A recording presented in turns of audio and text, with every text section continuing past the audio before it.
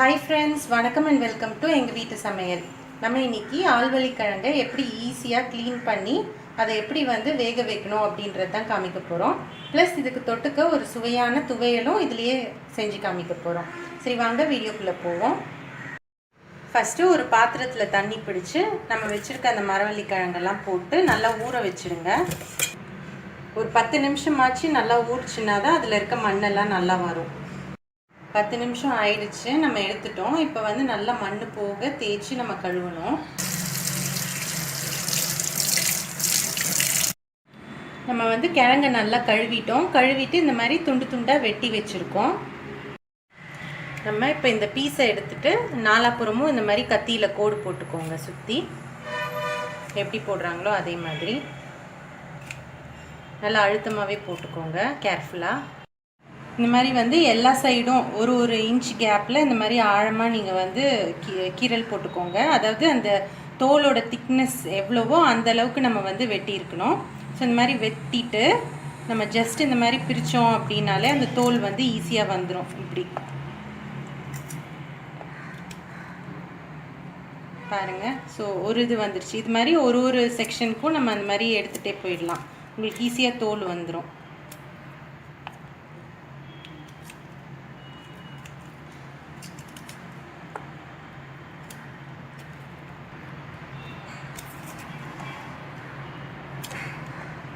மொத்தமாக சப்போஸ் நீங்கள் வச்சு எடுத்தீங்க அப்படின்னா உங்களுக்கு கஷ்டமாக இருக்கும், கையில் கிரிப்பு இருக்காது பிடிக்க. அதனால தான் நம்ம குட்டி குட்டியாக அந்த மாதிரி கட் பண்ணிக்கிட்டோம். தோலெல்லாம் நம்ம நல்லா எடுத்துட்டோம். இப்போ திரும்பவும் நல்லா தண்ணியில் வாஷ் பண்ணிக்கணும். குக்கரில் கொஞ்சம் தண்ணி ஊற்றிக்கோங்க. அதுக்கப்புறம் நம்ம கழுவி வச்சுருக்கோம் இல்லையா மரவள்ளிக்கிழங்கு, அது உள்ளே வச்சுருங்க. கிழங்கு இந்த மாதிரி வச்சுட்டு நீங்கள் கொஞ்சோண்டு மஞ்சத்தூளும் உப்புத்தூளும் ஆட் பண்ணிக்கோங்க.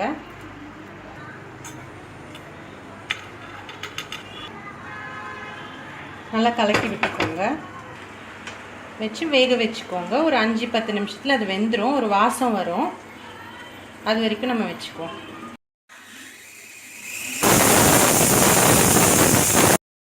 மரவள்ளிக்கிழங்கு வெந்துட்டு இருக்குது. அதுக்குள்ளே நம்ம அதுக்கு தொட்டுக்கிற துவையல் செஞ்சிடலாம். அதுக்கு தேவையான பொருட்கள் என்னென்னு பார்த்துருவோம். இதுக்கு ஒரு 100 கிராம் சின்ன வெங்காயம் எடுத்துக்கோங்க. அப்புறம் உங்கள் காரத்துக்கு ஏற்ப பச்சை மிளகாய், தேவையான அளவு உப்பு, கொஞ்சோண்டு தேங்காய் எண்ணெய். இது ரொம்ப சிம்பிள். ஃபஸ்ட்டு பச்சை மிளகாவையும் உப்பையும் சேர்த்து நம்ம அரைக்க போகிறோம். இப்போ நம்ம பொடியாக கட் பண்ண வெங்காயத்தை அதில் போட்டுக்குவோம். இது தண்ணி இல்லாமல் நம்ம ஒரு விப் மட்டும்தான் பண்ணணும். ரொம்ப அப்படி ஸ்மூத்தாக அரைக்கக்கூடாது, கொஞ்சம் குறக்குறன்னு தான் இருக்கணும். இந்த மாதிரி தான் இருக்கும். இது நீங்கள் ஒரு கிண்ணத்தில் எடுத்து வச்சுக்கோங்க. 10 நிமிஷம் ஆயிடுச்சு. நல்லா வாசமும் வந்தது. நாங்கள் ஆஃப் பண்ணிட்டோம். ஸ்டீம்லாம் அடங்கினோன்னே இப்போ பார்த்தா இந்த கிழங்குலாம் நல்லா ஸ்ப்ளிட்டாக இருக்குது பார்த்தீங்களா? ஸோ அதுவே தெரியும் நமக்கு வெந்துருச்சுன்னு சொல்லிட்டு. இந்த மாதிரி ஒரு அகலமான பாத்திரத்தில் எடுத்து வச்சுக்கோங்க. இப்போது இதில் நம்ம துருவின தேங்காயை நம்ம போட்டுக்கணும். இதில் ஆல்ரெடி உப்பு இருக்கிறனால உப்பு சேர்க்க தேவையில்லை. சப்போஸ் நீங்கள் உப்பு போட்டு வேக வைக்காமல் இருந்தீங்கன்னா இதில் நீங்கள் உப்பு போட்டுக்கலாம். இந்த கிழங்குல நடுவில் இந்த மாதிரி இருக்கும், அதை நீங்கள் எடுத்துகிட்டு தான் சாப்பிட்ணும், அதோடு சாப்பிடக்கூடாது. இப்போ நம்ம தேங்காய் பூலாம் போட்ட மரவள்ளிக்கிழங்கை எடுத்து வச்சுருக்கோம். இப்போ நம்ம சட்னி பண்ணியிருக்கோம் இல்லையா, இது 1 ஸ்பூன் எடுத்து வச்சுக்கோங்க. அதுக்கப்புறம் தேங்காய் எண்ணெய் இருக்குது பார்த்தீங்களா, சுத்தமான தேங்காய் எண்ணெய், அது ஒரு 2 ஸ்பூன் இந்த மாதிரி எடுத்து ஊற்றிக்கோங்க. ஊற்றிட்டு நல்லா மிக்ஸ் பண்ணிக்கோங்க. இந்த மாதிரி மிக்ஸ் பண்ணிவிட்டு இந்த கிழங்கு அந்த சட்னியில் தொட்டு சாப்பிடுங்க, சூப்பராக இருக்கும். இந்த தேங்காய் எண்ணெய் நம்ம ஏன் கலக்கிறோம் அப்படின்னா, இதில் நம்ம பச்சை மிளகாய் போட்டு பண்ணியிருக்கோம் இல்லையா, ஸோ அந்த காரம் உங்களுக்கு கம்மியாக இருக்கும். ப்ளஸ் நல்லா வாசமாக இருக்கும், டேஸ்ட்டாக இருக்கும். இந்த மரவள்ளிக்கிழங்கு உங்களுக்கு வெறும் உப்பு போட்டு வேக வைக்கிறனால அது சப்புன்னு தான் இருக்கும்.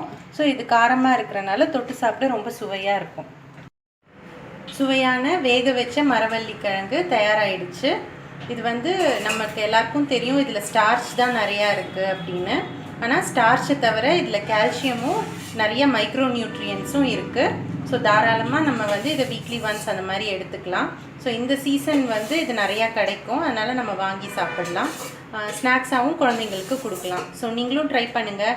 ட்ரை பண்ணிவிட்டு ஃபோட்டோஸை எங்கள் வீட்டு சமையல் @gmail.comக்கு ஷேர் பண்ணுங்கள். நாங்கள் கம்யூனிட்டியில் அதை போஸ்ட் பண்ணுறோம். இந்த வீடியோ உங்களுக்கு பிடிச்சிருந்ததுன்னா லைக் பண்ணுங்கள், ஷேர் பண்ணுங்கள், சப்ஸ்கிரைப் பண்ணுங்கள். மறக்காமல் பெல் பட்டனையும் டேப் பண்ணுங்கள். அப்போ தான் எங்களோட ரெகுலர் அப்டேட்ஸ் உங்களுக்கு வந்து சேரும். தேங்க்யூ.